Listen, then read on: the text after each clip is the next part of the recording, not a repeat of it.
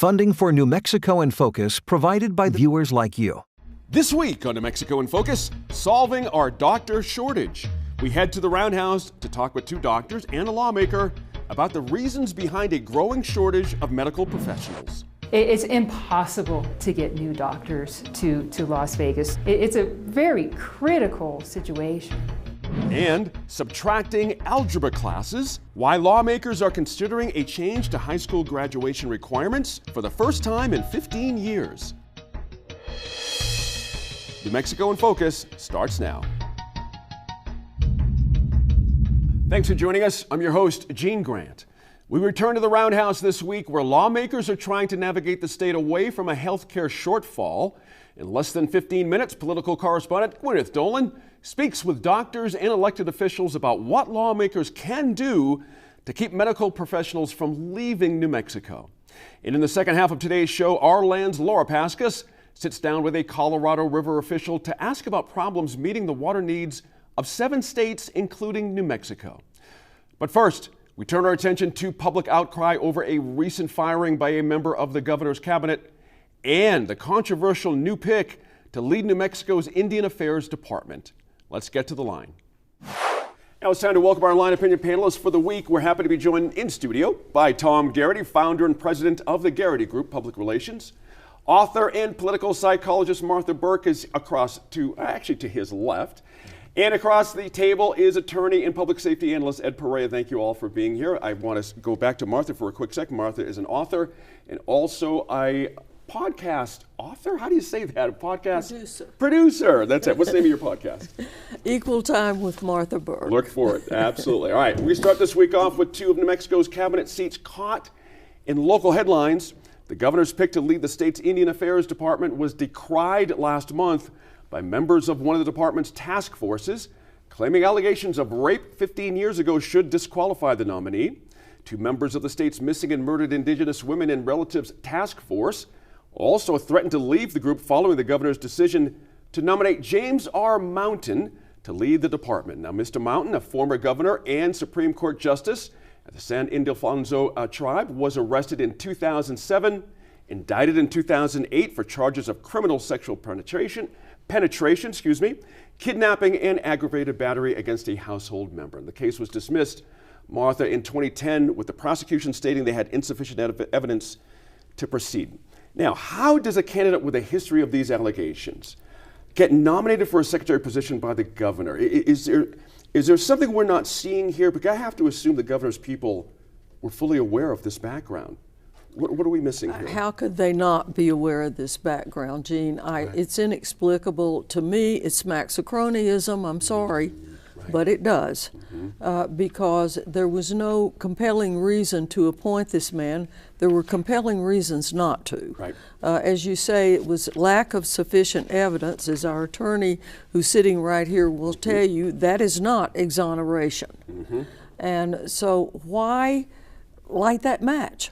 I just don't see it. There's got to be a reason that we are not aware of. Again, there's a special favor, what is going on here, whether it's the governor herself or her people. As we say, somebody is doing something that's a little bit blinky to me. They could have avoided this whole thing. There are many people that could have been appointed for this position and not draw all this fire. That's an interesting point, that last point you just made there. There's plenty of great candidates out there. You mentioned Ed Perea, Ed, I want to go to you on this as well. You know, the idea that Mr. Mountain, we're talking about criminal sexual penetration, kidnapping, aggravated battery against a household member. These are serious charges. I mean, very serious charges. I don't understand, from a law enforcement background, what does it take to get charged with these kind of things, and then obviously insufficient evidence to proceed for the case to go to trial? What's the difficulty? It appears there's obviously a serious issue here. The fact that the case was dismissed, there are a whole lot of reasons why a case is dismissed. Before it to get that far, law enforcement and even the prosecutors should have at least some level of probable cause to believe that a crime occurred. Right. Now, that under our system, we're innocent until proven guilty. And what happened after that point, it's really hard. We don't know. We don't have all the details. But in our system, again, we're innocent until proven guilty, and if a case is dismissed, not knowing all the details, Right. should that be held against an individual? There are point. a lot of people who are improperly charged, unfairly charged, and then cases are dismissed. And we don't know that here. We don't have enough information. But more importantly, I think the real issue is, does this create a distraction to the mission of the department? Is it enough of a distraction that the mission can't be carried out? That there are going to be trust issues?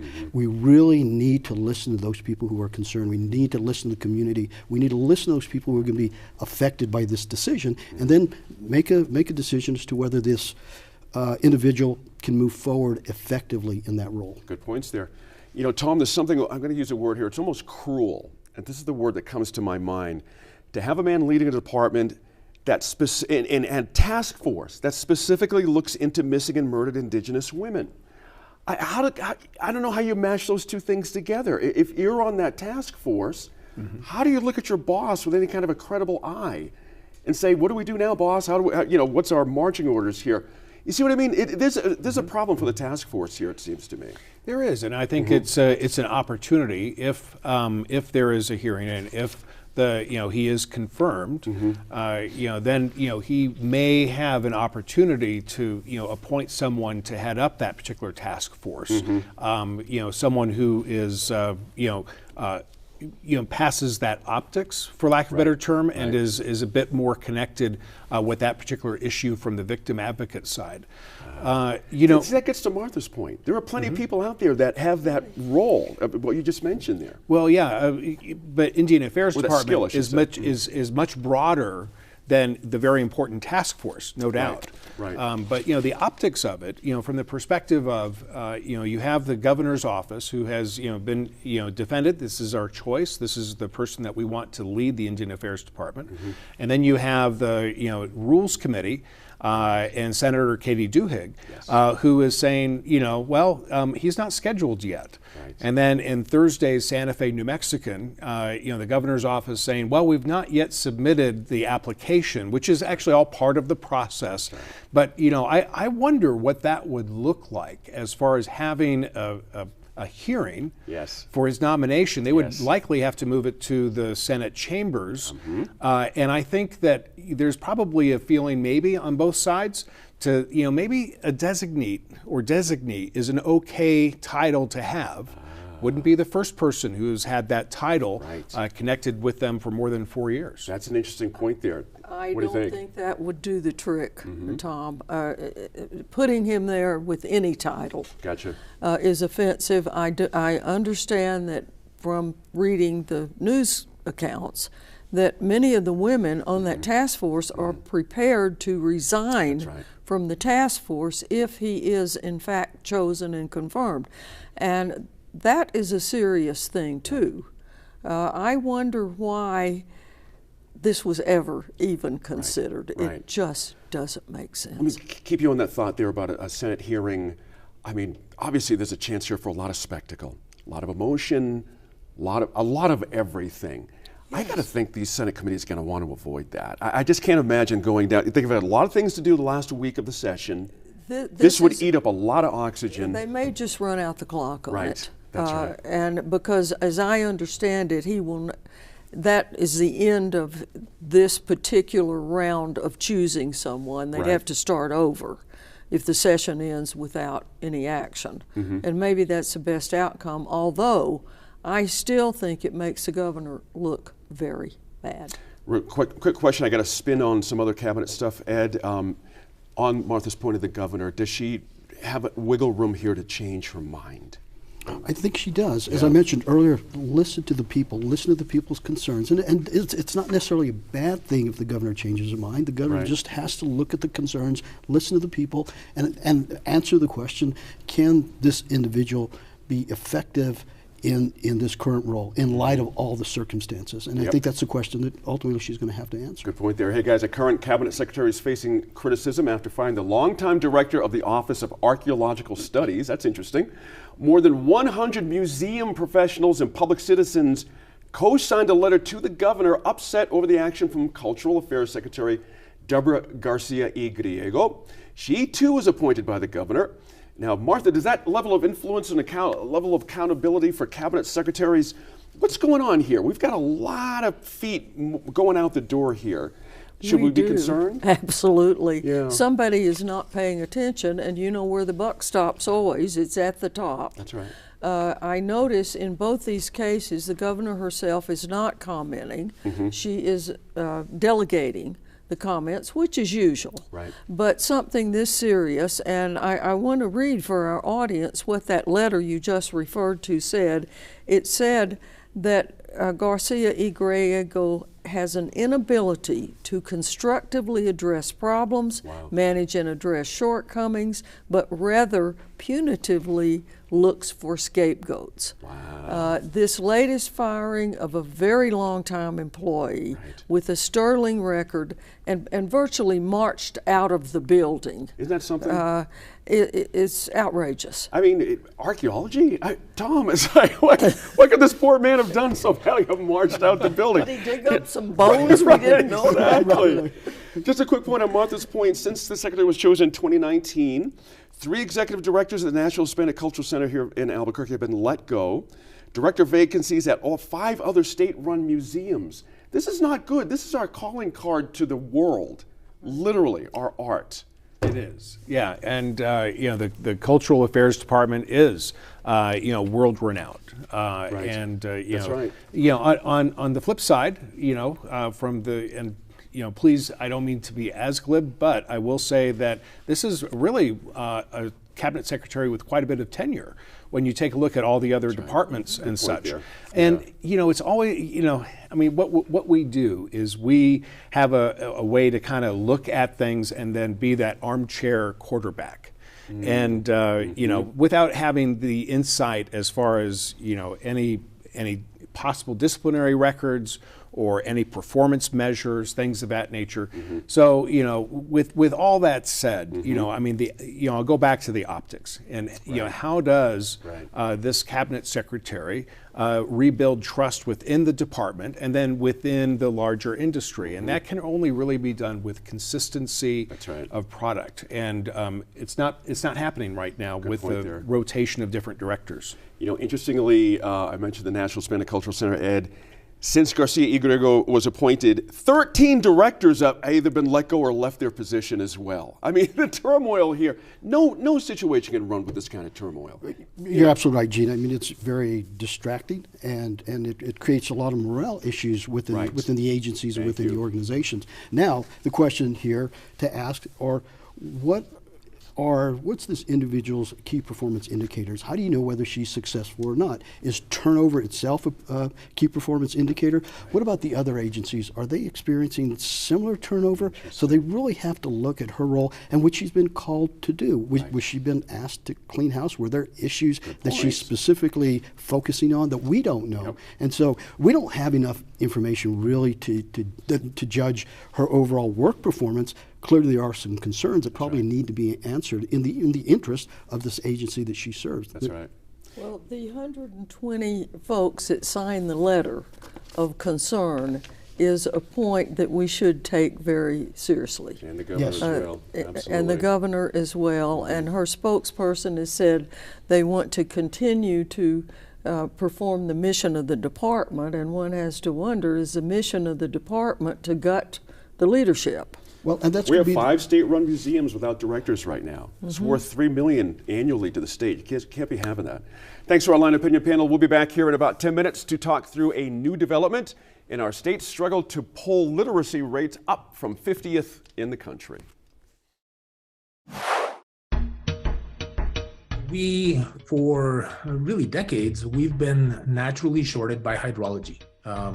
In other words, we don't have a lot of big storage reservoirs above us that we can rely on, like the lower basin does.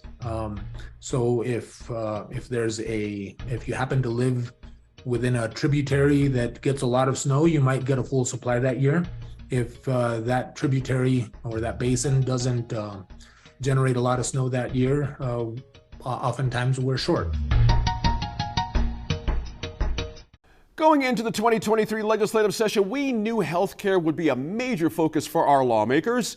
Now, we've told you about House Bill 7, which would codify abortion rights in New Mexico and guarantee access to gender-affirming care anywhere in the state. The House passed the bill last week, and it now moves on to the Senate. There are also several other smaller measures targeting some of the factors contributing to New Mexico's growing shortage of medical professionals. New Mexico in Focus political correspondent Gwyneth Dolan went to the Roundhouse this week and spoke with two doctors and a lawmaker about how our state's malpractice policies are influencing the problem. Dr. Angie Bratton and Dr. Nancy Wright, thank you so much for talking to us today. Let me come to you first and say you are from Los Alamos, which has like the highest percentage of people who make a ton of money. You would think in a small community, a small service area like this, you should have all the resources you need to deliver healthcare, and yet you have a workforce shortage. Why? You know, our big problem is access for our patients, and our workforce shortage makes it very hard to take care of our patients. People can't get in to see me for 6 months. Then I do see a patient, they often don't have a primary care doctor, and they obviously have high blood pressure and diabetes that need to be taken care of. I also see patients that need neurologists and rheumatologists, and I can't find anybody to see them to take care of their serious health problems. We have low Medicaid reimbursement rates here, but a high percentage of Medicaid patients in general in New Mexico. GRT, is that another problem? We have several financial problems in taking care of our patients that make it harder to do in New Mexico because of our public policies.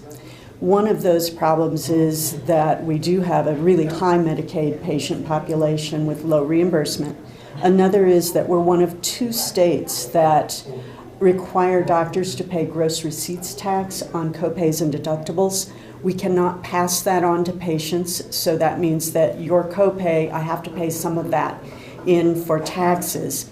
We also have some of the highest malpractice rates in all the surrounding states for buying our malpractice insurance. And we also are having trouble with recruiting people, and that makes the workforce shortage makes us have harder, longer days trying to get all the patients in. It seems like, you know, we have 6-month wait, but the fewer patients I see to try to give more care to each patient, that's a longer wait on the other end.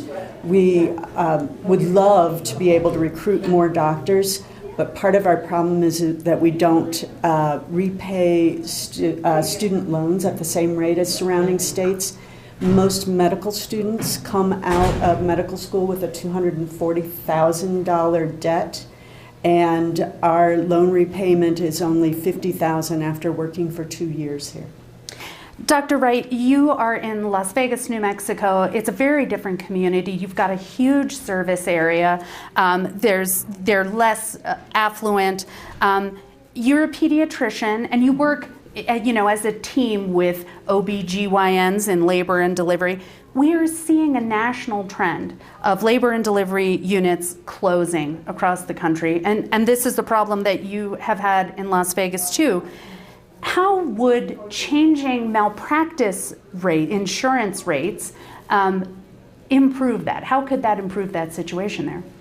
Well, in a place like Las Vegas, it's a small community. We tend to be more poor. There's a lot more of our community members are covered under Medicaid. And it's although pediatricians and OBs would like to move to a place like Las Vegas because it's a really nice place, and I've been there for 21 years and I love it there. It's very hard to be an obstetrician in a small community because if you're only one of 1 or 2 obstetricians, and you have to be available at all times to tend to someone who is in labor. So you can't be very far from the hospital ever, and it's hard to ask a doctor to do that. Plus, if a patient has complications, if they deliver a baby who is very sick, then the obstetrician and the pediatrician are much more likely to be sued for that. It's very hard as a doctor to be sued. It's very hard to stay in a place where you feel like there's a big target on you And so any baby that becomes sick on my service, whether or not it's my fault, I'm going to be sued for it. And that's a hard thing for doctors to work with. You have smaller facilities in Las Vegas, less specialized equipment and personnel there. That's right. For those kinds of emergencies. Well, for something like a newborn, a sick newborn needs very specialized care. So neonatologists are pediatricians who've had extra training in dealing with critical newborns. And so that's all they do. They don't have offices that they see patients in the way that I do. And there are also neonatal trained respiratory therapists, and there's special equipment that you need for critically ill patients. And in New Mexico, you only have those services in Albuquerque. And so in any hospital outside of Albuquerque, you really don't have those highly specialized services. And so if a sick baby is delivered at Alta Vista, and right now we don't have an obstetrician, but a baby can still be delivered there without an OB, so they're delivered in the emergency room. And then a pediatrician like me would have to come in and take care of this sick baby until it can be transported out to the intensive care unit. And this could be hours. I've spent 12 hours at the bedside of a very sick baby waiting for the transport team to come. And if that baby does not do well, then I'm the one who's sued, even though I'm the one who's really working very hard to keep this baby alive. It's a very difficult situation. It's impossible to get new doctors to Las Vegas. So we don't have obstetric services at all. So no babies are delivered in an official labor and delivery unit. And that deprives our community of a place to safely deliver a baby. It's a very critical situation. And I believe that obstetricians often pay at least $100,000 a year for their malpractice insurance. And that means that they're having to work the first part of the year just to pay for malpractice. That doesn't pay for their staffs. That doesn't pay for the equipment that they need. It's a money-losing proposition to deliver babies. Representative Thompson, you're a physical therapist. You are often up here working on healthcare-related issues. One of them is the proposal that would ban flavored tobaccos. And really what that means is fruit-flavored Juuls and things like that, vapes. This is one thing that we know teenagers are still doing. How is that going? I'm afraid it's not going to make it this year. It is really important. We have a study that says that 34% of high schoolers are normal vapors, and we know that. I mean, I can't imagine a 2-pack a day smoker of 60 years is going to go get Tutti Frutti. So what we're trying to do is prevent kids from ever starting, because nicotine is an addiction. And Dr. Zadonis, who is at UNM, is an addictionologist, and he presented to committee over the summer and said that nicotine is indeed the gateway drug to all other drugs. You are also working on prescription drugs. This is something everyone can identify with. What are you trying to do? Well, I'm trying to protect patients. I have a bill to get diabetic supplies. I have a bill to allow people to have the freedom to use their local pharmacy as opposed to a mail order pharmacy if the local pharmacy can meet the price of the mail order. And what part of the reason for that is in rural communities, if they have a pharmacy, that may be the only healthcare provider they have. We had a member here who was getting sicker and sicker. He was quite old, and he went into his pharmacist, and his pharmacist looked at him and said, "Whoa, we need to change some things," and then he got better. So, we cannot afford to lose any healthcare provider anywhere in the state. We have been talking today about the provider shortage in New Mexico. We just talked to some doctors about malpractice rates. How do we need to solve this problem? What do we need to do to address malpractice insurance rates here? Well, if I had that answer, I'd be very happy. I don't. But essentially for me, it's about the patients. You know, I mean, a $750,000 cap on an injury or a death it's just not enough. I mean, my own brother, 6 girls, 1 boy, the only brother, had a heart attack, and when he collapsed, he hit his head on a sink and then on the floor of the bathroom. And they only treated his heart. And all night long, I watched him essentially dying and kept asking the nurse, what about his head? What about his head? Because he had a baseball-sized knot on his head, and they kept telling me, we're watching it, we're watching it. And to this day, I feel guilty that I wasn't rowdier and demanding. It was just a sad day. So I know how it is to lose someone you love or have someone you love badly injured, and the cost of their care through the rest of their lifetime can be in the millions. So I'm all about patience. I hope someone comes up with a plan for it, but patients need to come first as far as I'm concerned. Thank you, Gwyneth, for your continued coverage from the legislature each week. It's been wonderful. You can watch all of those stories online right now on the New Mexico in Focus YouTube page. Now, time to welcome back our panelists. It might have been a backhanded phrase of appreciation, but it was one of those repeated in the state for years, quote, thank God for Mississippi, end quote. Now, what do I mean by that? For a long time, the Magnolia State had saved New Mexico from ranking last in reading and mathematics. But in recent years, Mississippi has pulled away from the land of enchantment, improving test scores of elementary students, according to a deep dive by the Albuquerque Journal last month that compared the two states. Now, Mississippi ranks 37th in 4th grade math and 34th in 4th grade reading proficiency. A former Mississippi State Superintendent of Education told the Journal that the success in Mississippi happened after the state instituted training for elementary teachers to learn, quote, the science of reading, end quote. We're going to talk about that in a quick second. Lawmakers here took notice. In 2019, lawmakers passed legislation that mandated all New Mexico elementary teachers learn structured literacy. The program, Language Essentials for Teachers of Reading and Spelling, or LETRS, an acronym, currently has 6,000 educators enrolled and with 800 teachers who have already completed the course. Now, Tom, this program is only a few years along. Education leaders say it's too early to say if the LETRS program will be successful, but are you hopeful, even given what's happened in Mississippi? Let's just talk about those guys. I mean, we can't laugh at them anymore, certainly. They've had some good progress here. We should take note. Oh, absolutely. You know, I'm a big believer in best practices. Yeah. You know, what can we learn from Mississippi? You know, how did the education system in Mississippi complement the culture of Mississippi? And I think that, you know, taking some best practices as far as rigor as well and applying them in New Mexico where appropriate, you know, just because something works well in Texas doesn't mean it's going to work well here. That's right. And vice versa. Right. So it's all about cultural relevancy, and I think it's also about, you know, really setting that mark where it needs to be really high, and then creating a way to achieve that. Boom, exactly. Ed, comparing our state to Mississippi can be problematic in a few ways, especially cultural differences. You know, but quite seriously, you know, we've got efforts here to preserve indigenous languages for children in our state. It's a much different deal here. So how should we look at this Mississippi thing? Should we feel badly about ourselves or just understand that we have different challenges here? We have a lot of challenges here that other states don't have. We can't discard what Mississippi is doing. Obviously, they're doing something right.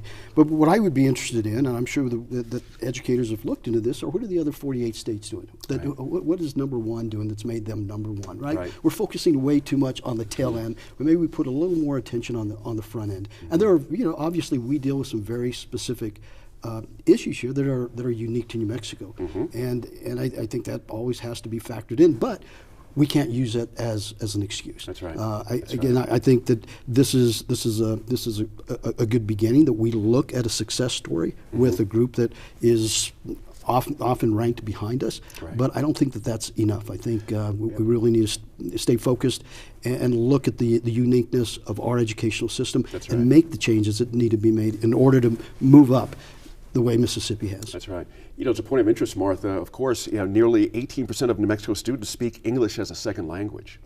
And in fact, the Journal quoted Anja Rudiger, member of the Tribal Education Alliance, who questioned why we are comparing ourselves to Mississippi in the first place. It was a great quote here. Quote, there's really not at all much in common. Poverty rates, obviously, but as a regard to specific assets that children bring to learning and all the cultural richness, I don't know that these comparisons bias that much. Would you agree with that? Well, I suppose so. Yeah. I think more importantly, the comparison is less important than where we are in the hierarchy to begin with. Right. And what I got out of this new initiative, I think, is very important. It's not about teaching reading, it's about teaching the teachers how to teach reading. Right. And you know, we have chronic teacher shortages in many parts of the state. People are thrown into a classroom, here's your classroom, teach them to read. If they did that for you, would you have any idea how to go about Zero. that? Neither would I. Yeah. Probably no one at this table would. So I think it's a very good step. I do think, and I think the Journal pointed this out, it's going to take maybe 2 to 4 years to see some really concrete results from this. But I think it's a positive move, and as I would say, forget Mississippi, concentrate on where New Mexico is and bringing ourselves up regardless of where we are, unless we're number one, which we're a long way from right now. Well, that's a good point there. And Tom, I'm curious, how do we measure success here? Martha makes a good point. In the Journal piece, you mentioned Mississippi rolled out their initiative in 2014, and in 2019 actually saw their academic gains. That's not that much time. So how do we judge success here? That's always been a tough one. Yeah, you know, I'll say that, instead of maybe going, having a moonshot, why not just get to outer space? So readjusting what that is, it's still a success. And I think we've seen some of that already with respect to restructuring the number of credits that are needed for graduation. New Mexico is one of 12 states that require 24 credits, and there's a bill right now moving through the legislature that suggests reducing that to 22 credits. Making things like Algebra 2 optional and increasing things like personal literacy. I think that's brilliant. I mean, I thought, Algebra 2 should have been done Let's back talk 30 about years it. ago. I'm with you. I'm glad you brought us there. Because financial literacy, when you look at how many people are in a recycling, poverty, right? Generational poverty, and even those who aren't, who just all of a sudden end up with all this debt.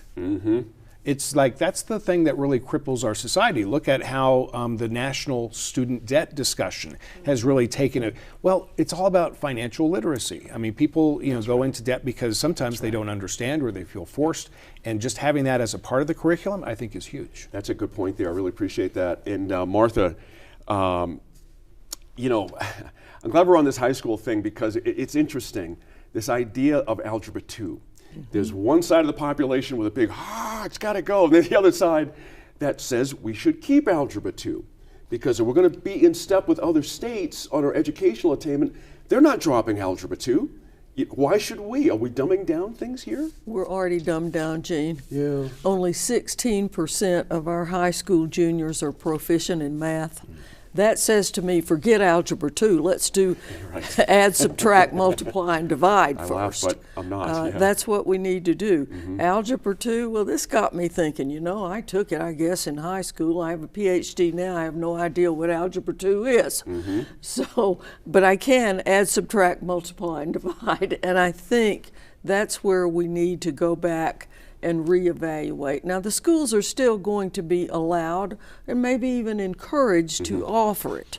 It's not like we're just striking it all together, but let's prioritize. Where are our kids and where do they need to go first? Right. Exactly. So, interesting point on this too, Ed, is the idea of elective units versus forcing kids to do certain things.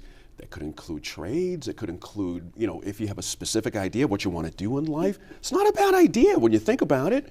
I'm curious where you are in the Algebra 2 versus not, and also picking elective units as an alternative.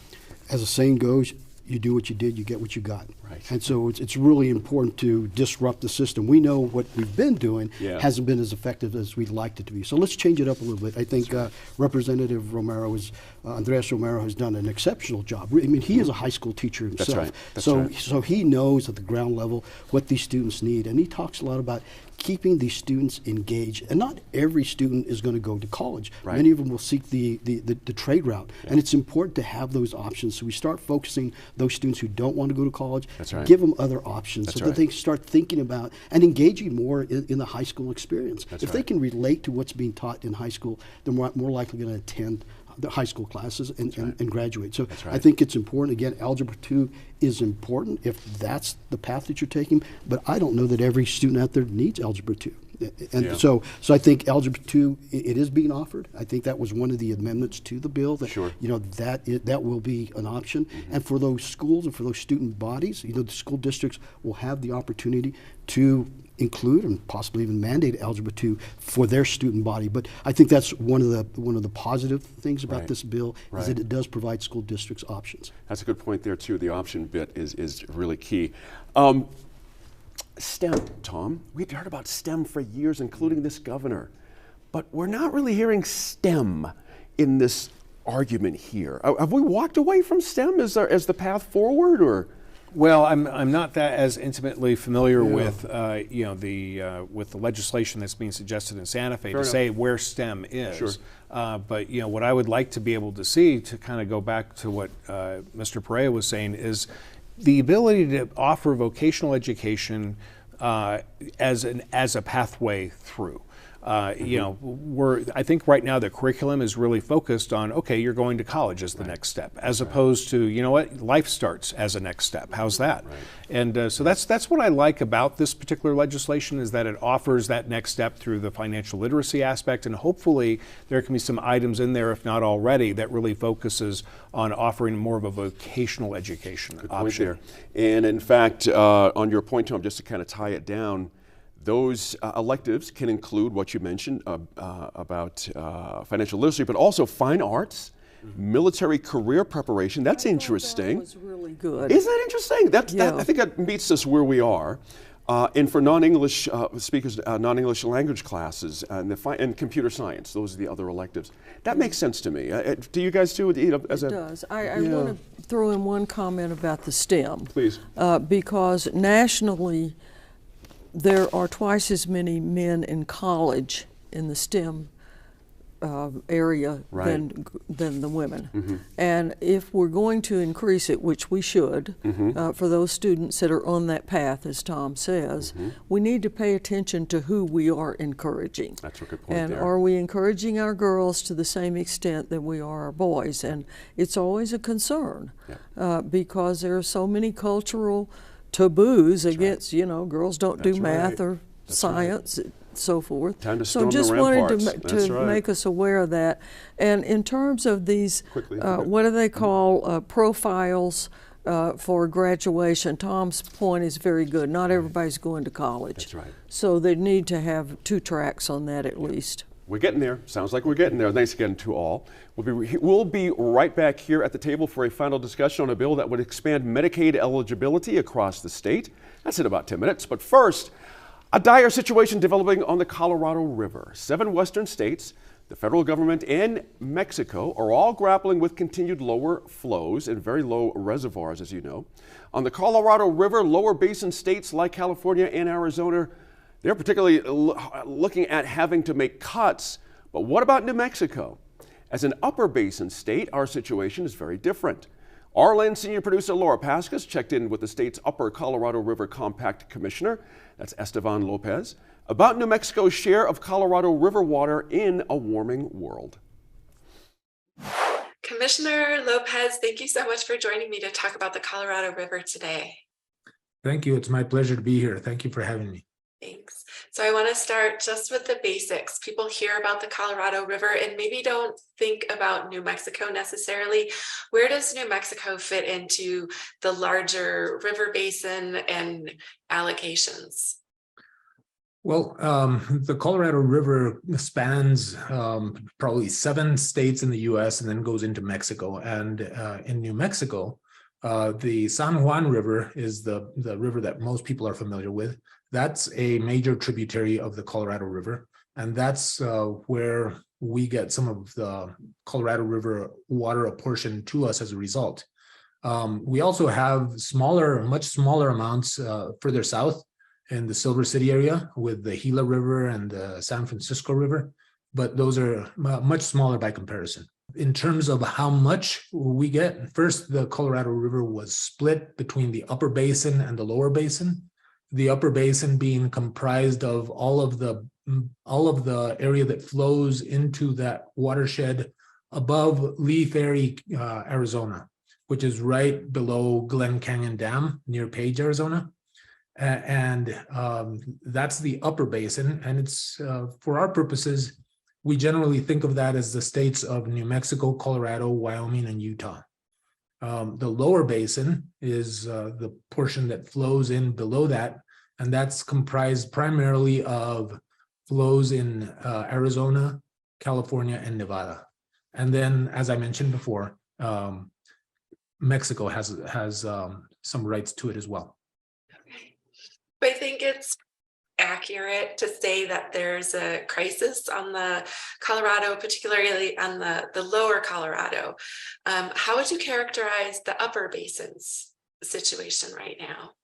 Well, the upper basin situation is, we, for really decades, we've been naturally shorted by hydrology. In other words, we don't have a lot of big storage reservoirs above us that we can rely on, like the lower basin does.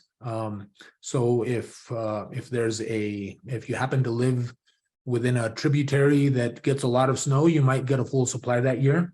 If that tributary or that basin doesn't generate a lot of snow that year, oftentimes we're short. So while the upper basin was apportioned, that area above Lee Ferry was apportioned 7.5 million acre feet under the 1922 Colorado River Compact. We've never used that much, in part because we haven't fully developed, but oftentimes because we're just shorted by what Mother Nature gives us. Recently, we've been using something like 4 to 4.5 million acre feet rather than that 7.5 million that was apportioned to us collectively in the upper basin. So cities like Albuquerque and Santa Fe diversified away from sort of sole reliance on the Rio Grande and groundwater and have built up a lot of infrastructure to take advantage of the sort of Colorado River Basin allocations and, probably built out on the promise of that water. What risk does that put these cities at as the Colorado River and the Rio Grande are really facing the same challenges? Well, you point out a really important point. Albuquerque and Santa Fe currently rely significantly for their water portfolio on San Juan Chama water. That's water that's coming from the San Juan River, goes through tunnels under the Continental Divide and is delivered into the Chama River and then flows downstream to the Rio Grande and they're able to use it. As you've pointed out, with recent hydrology, already in the last few years, they've been shorted, in the last couple, probably by 40% in terms of what their contract amount was or is. But that if the climate continues in the trajectory that it's on, is likely to continue. They'll probably be shorted year to year. Some years, in good years, they will get a full supply. This might be one of those years, hopefully. But the greater risk is if the upper basin as a whole, we are under the 1922 compact. We have to make sure that there's at least 75 million acre feet that flow to the lower basin. We can't use water such that they don't get that amount. Well, the hydrology is making that a real challenge. And to date, we've never hit that threshold. And we're still probably a few years away from hitting that threshold. But we do have to think about how we manage our water such that if we hit that threshold, we can still meet priority needs, including things like San Juan Chama contractors' needs in Albuquerque and Santa Fe and elsewhere. Looking ahead to this year and maybe the next 5 or 10, what are you hopeful for on the Colorado River? First of all, I'm optimistic from one regard. It's a kind of a daunting challenge, what we've got to do. On the other hand, for perhaps the first time that I'm aware of, the nature of the problem is acknowledged across the board. All 7 states now acknowledge it.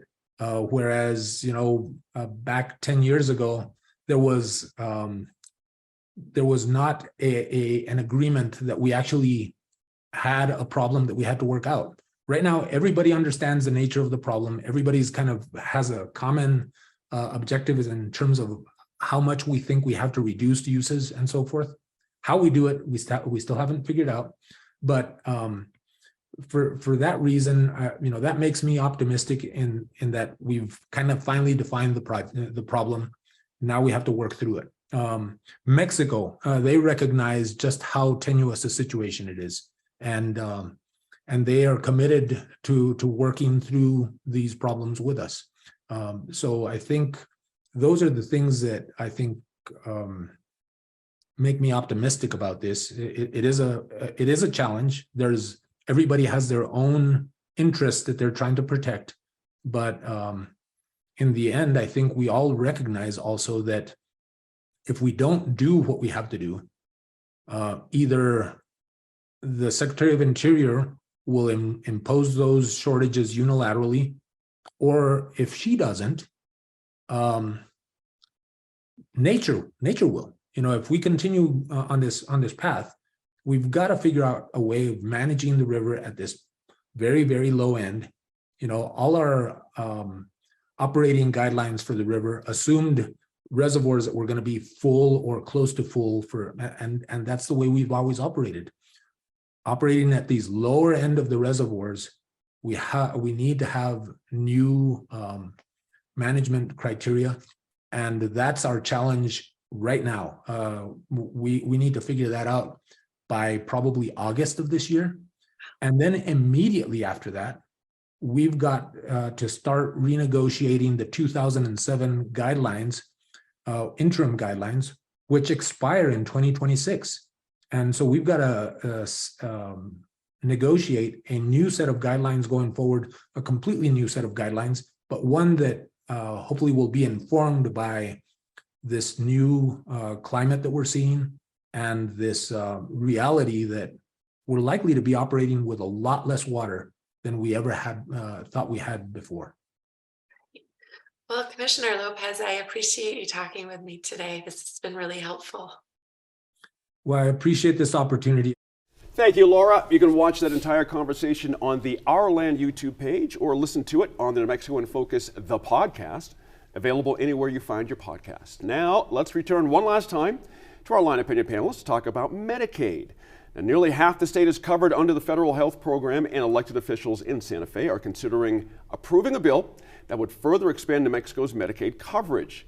If House Bill 400 is approved, eligible residents who do not qualify for full Medicaid coverage and whose household income is 133% above the federal poverty level would be able to apply for low-cost coverage. Now, under the bill, the state would also fund a 2-year study on the proposed program's effects. Now, following that study, the program would be opened in 2026 for residents to enroll. Now, Martha, in a state that's already struggling to keep its doctors, we've talked about that at this table a lot. Is New Mexico ready for a Medicaid expansion? Let's just focus on docs here for a quick second. What's this do for the medical industry? I mean, it's great for the consumers, certainly.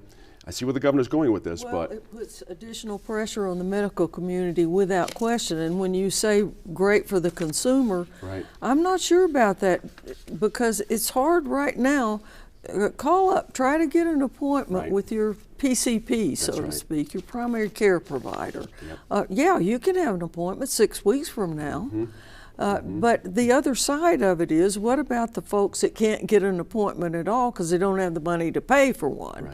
Right. So it's a two-edged sword. As I understand what we're talking about right now, it is not jumping into the expansion right away. It is just studying about the possibilities, good or bad. And as I think I've just pointed out, there are a couple of problems on either end. Right. So I'm glad to see that it's going to be studied first, at least. Tom, I got to ask this straight up. Does this reopen a door for the estimated 85,000 New Mexicans who lost their Medicaid coverage in January? I mean, that was a big deal. We talked about it at the table here, too. That's a lot of people. Oh, it is a lot of people. And yes, this would provide a pathway forward for additional health care or access to health care. What kind of raises a question with me is this government pushing more government for the sake of government, or is it using the 80,000 plus people as a reason to move it forward? I think that it's okay because in essence Medicaid is just insurance, and Medicaid, the insurance aspect will allow more people to get access, and all it does is really it distributes the focus from the University of New Mexico Health Sciences Center and all the other county health programs to the larger populace and stuff. So in essence, this really does relieve a lot of the stress that UNMH currently sees. That's a good point there too. It's interesting the different angles here when you get under the hood. How can lawmakers, Ed, find a way to attract more medical practitioners if in fact the study goes through? We want to do this in 2026. That's not that long from now. How do you, is it money? Is it, how do you get around the Medicaid thing for a lot of docs that don't want to deal with this? And we have to be careful with the unintended consequences of this bill and this action, right? Because we are losing doctors. We are losing doctors for a whole variety of reasons. And a lot of it has to do with our insurance policies and that in which we require medical practitioners to have. We're losing that for that reason. Will we lose more as we continue to expand Medicaid? On the other hand, is healthcare a right? Do we look at those people who are struggling and don't have access to healthcare? So we need to focus on them too. I mean, and maybe this moves New Mexico maybe a little closer to this idea of universal healthcare for everyone. I know nationally that's been worked on, but as it stands now, over 50% of New Mexicans are on Medicaid. 70% of all births in New Mexico are Medicaid. So we're getting real close to that anyway. So let's take a look at this and see how we can make it work for doctors and the consumer. I like the way you put that as a point Ed just made. According to a 2022 study from research firm Perry Undum, half of New Mexicans, guys, forego healthcare services because of cost. Half of us. That comes around, Tom, to haunt everyone. The system's going to end up with those people anyway at some level, and that's going to be a difficulty. Now, as lawmakers consider expanding future Medicaid coverage, the governor's office has halted the state's procurement process for contracts to run the state's Medicaid program. The Journal reports the governor's office is concerned about a possible disruption of services when contracts expire at the end of the year. So, Tom, the question remains, why would the governor's office choose to halt the state's procurement process if that's a concern? Yeah, and obviously only the governor's office can speak to that. Truly. Medicaid, when you look at it, where it fits into the big scheme of things, is that in order to provide broad-based statewide health care in the state, you have to have a part of the Medicaid pie, for lack of a better term.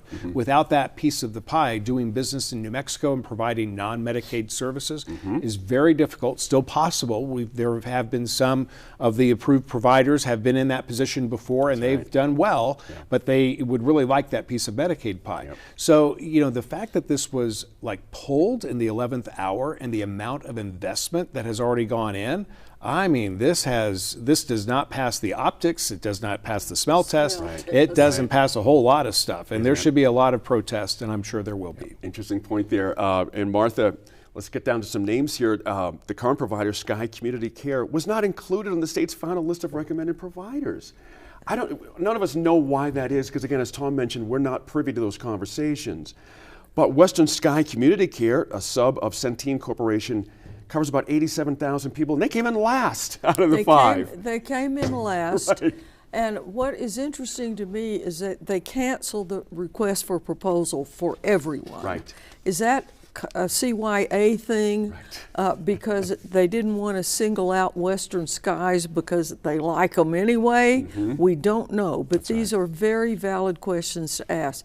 This company had been under scrutiny and actually gotten fined. Hector Valderas had fined them for several kinds of infractions, but it seems like to me the governor did not want to single them out, so she just canceled the whole thing. And it's bad for the people that need the services, first of all. But as Tom says, the optics are horrible, the smell test is horrible, and we got to have some explanation, which to now has not been forthcoming. That's a key point right there. A lot of this is, we talked about this before we started taping. It's such a mystery, Ed, a lot of this. We don't know what the marching orders are. We don't know the frustration, the pain points they may have had with over the years with these people. But we do know that Western Sky had to pay $13.7 million under a settlement that Martha mentioned with the State Attorney General's office after an investigation uncovered abusive billing practices. I mean, $13 million, that's a lot of money. Should we have trust in this company? After that, it's just part of the game. You never know. It's eyebrow raising. I mean, it really is a concern. And, where's the oversight of this process? Right. Who's responsible for that? Right. And what is the procurement process? Is there someone taking a look at it to ensure that that this doesn't happen again? That's right. Is this problematic? Has it happened in the past, or is this a one-time thing? We want to avoid this from happening again because, as Tom alluded to earlier, it's quite expensive to just participate and prepare for an RFP. That's I mean, you're talking a lot of dollars, and we don't want to discourage potential contractors from even participating if they don't trust the system. Right, exactly right. Hey guys, great conversation. Thanks again to the panel as always. Be sure to let us know what you think about any of the topics the line covered on our Facebook, Twitter, or Instagram pages, and catch any episodes you may have missed on the YouTube, of course, but Roku on your smart TV and also the PBS app. Much thanks to the panel for the great discussion tonight, and also to my colleague Gwyneth Dolan for her Roundhouse hallway coverage. Now, as you heard, bills are still being considered, of course, but I'd like to touch on a piece of legislation that is no more. That is House Bill 230, the 25-cent tax on alcohol, which met a lukewarm House Taxation and Revenue Committee hearing and then was tabled. If you've been following the line, you know I hosted an in-depth discussion with the author of a 7-part series that highlighted the true cost of alcohol in our state. Add to that, there's been zero increase on alcohol taxes for 30 years, while studies have shown clearly that increasing taxes on booze is a public safety issue, but apparently not in New Mexico. We really needed to hear more voices weighing in on this. I'm angry our part-time legislature allows committee chairs to duck and hide until 2 years from now. In a state with so much death and heartbreak and cost from drinking, it's outrageous. We needed a debate on this idea from both the House and Senate. But if this idea is going to have to get out of this taxation committee first, we're looking at the same problem 2 years from now, aren't we? Set them up for the liquor lobby. They won this one. We deserved better. Thanks again for joining us and for staying informed and engaged. We'll see you again next week in Focus.